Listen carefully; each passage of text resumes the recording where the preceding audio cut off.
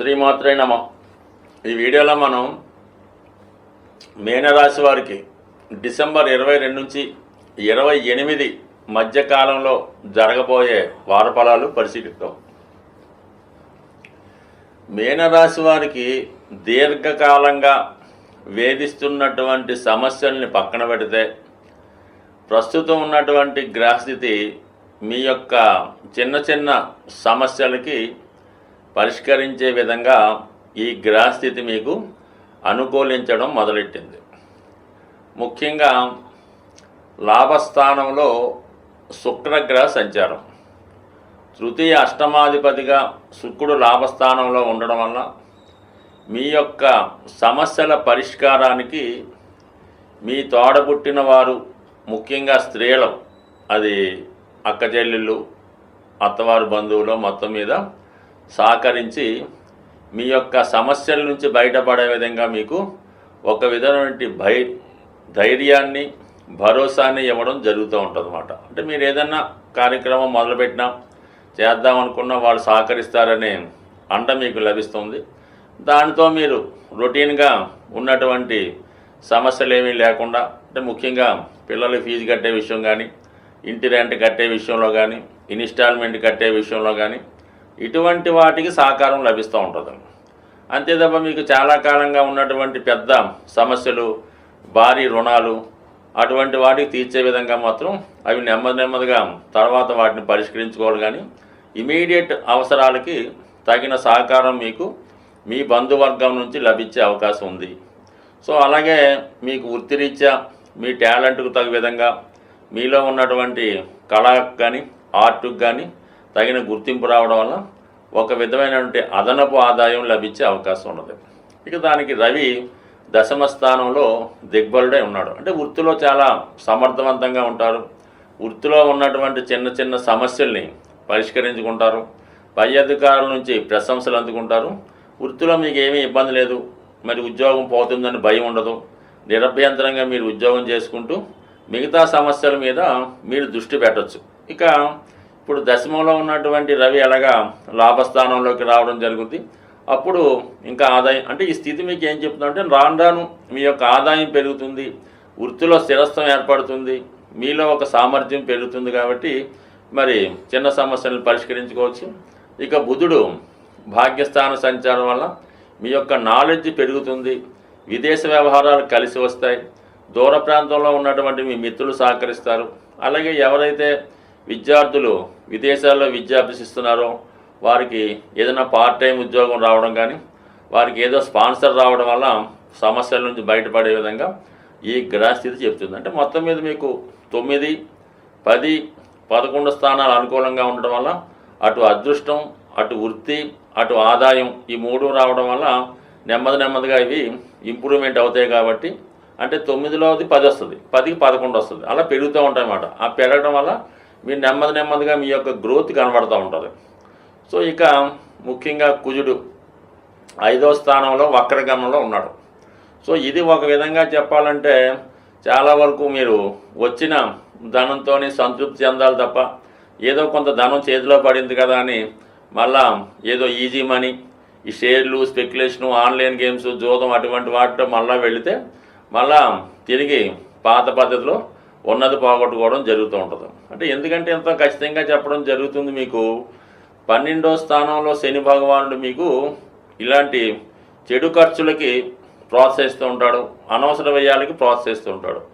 ఇంకా రాశి యందు ఉన్నటువంటి రాహు మీ యొక్క మానసిక స్థితిని మరీ అల్లకల్లోనం చేస్తుంటాడు. ఏ విషయాన్ని కూడా తోచనివ్వడు. సరిగ్గా సమయానికి అందులో దూరపోతే మీకు మరి చాలా ప్రశాంతంగా ఉండదు అన్నమాట, అశాంతిగా కనబడుతుంటుంది. ఆ సమయానికి ఏదో ఒక ఇటువంటి గేమ్లో ఎంటర్ అయిపోవాల్సి ఉంటుంది. అది రాహు మీకు ప్రోత్సహిస్తుంటాడు. లేని ధైర్యాన్ని తెచ్చుకొని రాబోయే భవిష్యత్తుని కళ్ళకంటూ వచ్చిన ధనాన్ని ఇలాగా చెడు అవసరాలకి, చెడు వ్యసనాలకి పోగొట్టుకోవడం జరుగుతుంటుంది. ఇక కుజుడు జలతత్వ రాశిలో వక్రించి ఉన్నాడు కాబట్టి ముందు ఆశ చూపించి తర్వాత మొత్తం ముంచే అవకాశం ఉంది. కాబట్టి ఏదైనా మీకు శుభాన్నిచ్చే 3 గ్రహాలు రవి, శుక్ర, బుధులు బలంగా ఉన్నారు. అలాగే శని, రాహు, కుజగ్రహాలు మిమ్మల్ని పతనం వైపు తీసుకెళ్లే విధంగా ఉన్నారు. అందువల్ల మీరు ఎటువైపు మొగ్గుతారో, ఎటువైపు మీ యొక్క ఓటు వేస్తారో దాన్ని బట్టి మీ భవిష్యత్తు ఆధారపడి ఉంటుంది. ఏమాత్రం సుఖాలకి, వ్యసనాలకి, ఈజీ మనీకి ప్రలోభపడినా టోటల్గా ఇక దానిలోంచి బయటపడడం అన్నది ఇంచుమించుగా అసాధ్యం అవుతుంది. కాబట్టి తొందరగా మేలుకోవడం మంచిది. ముఖ్యంగా స్టూడెంట్సు, అలాగే కొత్తగా ఉద్యోగంలో ప్రవేశించిన వాళ్ళు చాలా జాగ్రత్తగా వ్యవహరిస్తేనే మీ యొక్క భవిష్యత్తు అనుకూలంగా ఉండే అవకాశం ఉంది. జాతకరీత్యా ఎవరైతే జ్యోతిష్యాన్ని నమ్ముతూ ఉంటారో, దాన్ని ఫాలో అవుతుంటారో వారు కంపల్సరిగా కొన్ని నియమాలు పాటించాలి. కొన్ని పూజలు, పరిహారాలు తప్పనిసరిగా చేయించుకోవలసి ఉంటుంది. మరి సాధారణంగా ప్రతి సంవత్సరం 1-2 సార్లు మాత్రమే వచ్చే శని త్రయోదశి, మరి ఈ వారంలో మనకి వారం చివరిలో డిసెంబర్ 28వ తారీఖున శని త్రయోదశి అనే పర్వదినం రాబోతుంది. మరి ఆ రోజు అంటే కేవలం శని భగవానుండి ఏలినాటి శని, అష్టమ శని ఉన్నవారే కాకుండా మిగతా వారు కూడా ఎలా ఉంటుందంటే చాలా వరకు ఎవరో ఒకరికి శని మహాదశ, శని అంతర్దశ, విదశ, లేదంటే ఇంకొక విధంగా మరి శని గోచారీత్యా అనుకూలంగా లేకపోవడం, ఇవన్నీ ఏదో రంగా జరుగుతుంటాయి. అలాగే శాశ్వతంగా ఎక్కువ రోజులు పడే ఇబ్బందులకు కూడా శని కారణం అవుతూ ఉంటాడు. అంటే ఒక వ్యాధి మీకు వచ్చి చాలా కాలంగా పట్టి పీడిస్తున్నా, లేదంటే ఒక రుణం ఒకరి దగ్గర మీరు అప్పు తీసుకుంటే అది ఎంత కష్టపడ్డా దాన్ని తీర్చలేకపోతుంటారు. అంటే దీర్ఘకాలికంగా ఉన్నటువంటి రుణాల నుంచి బయటపడాలన్నా, అలాగే ఒక వ్యసనం చాలా వరకు మనిషిని పట్టి పీడిస్తూ ఉంటుంది. అది పాన్ అవ్వచ్చు, లేదంటే మందు తాగొచ్చు, ఇంకోటి అవ్వచ్చు, కార్డ్స్ అనొచ్చు అనుకోండి.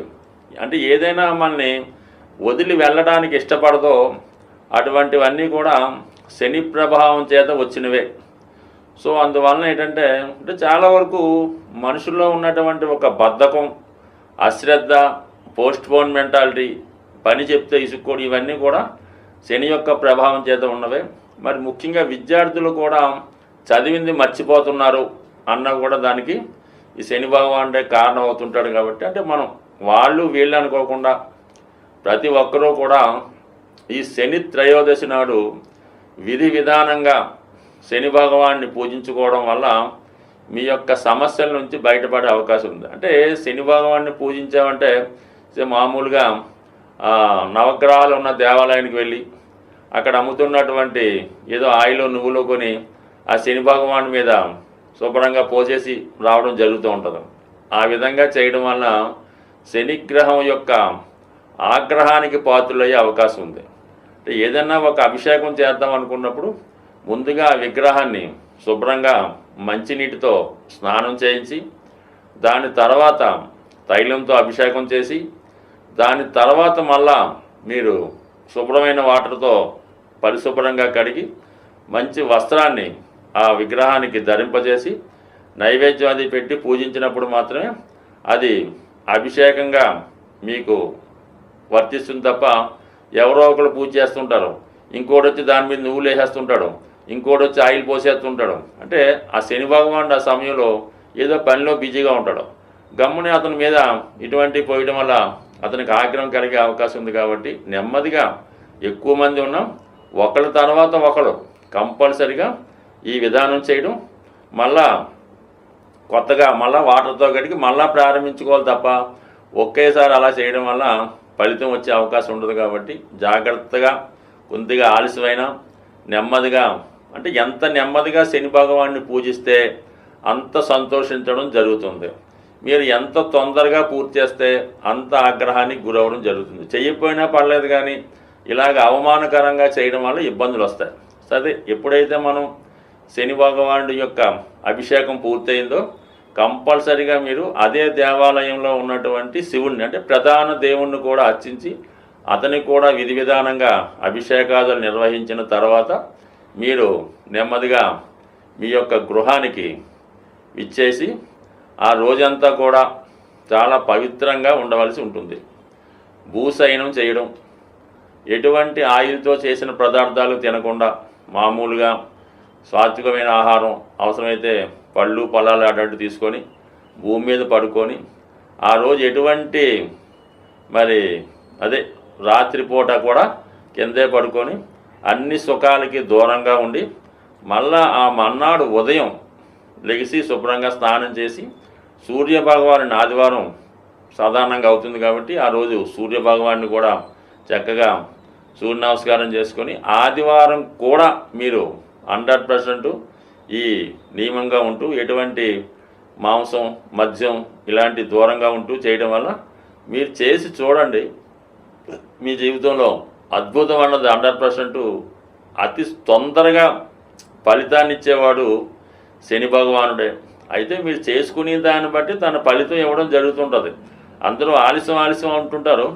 మరి ఆలస్యం ఎందుకు కారణం అవుతుందంటే మనం సరిగ్గా పాటించకపోవడం వల్ల. అంటే ఒక విద్యార్థి 10th క్లాస్ 10 సార్లు ఫెయిల్ అవ్వచ్చు, కట్టొచ్చు, పాస్ అవుతుంటాడు. అది ఆలస్యానికి కారణం అవుతుంటుంది. ఒకడు ఒకేసారి ఎట్ ఏ టైం పాస్ అయిపోతుంటాడు. రెండుకి శని భగవానుడే కారణం అవుతుంటాడు. కాబట్టి అందువలన శని భగవాన్ని నిందించకుండా మీరు ఫేవర్గా మీరు అభిమానిస్తే శని కూడా మీకు తొందరగా అభిమానించి మంచి ఫలితం ఇవ్వడం జరుగుతుంది. మరి ఇంకా ఇటువంటి ఫలితం చేసుకుంటూ ఒక సప్తముఖి రుద్రాక్ష ధరించడం కానీ, అలాగే బ్లూ సఫేర్ అనే ఉంగరాన్ని వెండిలో చేయించి రైట్ హ్యాండ్ మధ్య వేలు పెట్టుకోవడం వల్ల కానీ ఇవన్నీ కూడా జాతకుడికి శని యొక్క ఆశీస్సులు లభించే అవకాశం ఉంది. స్వస్తి.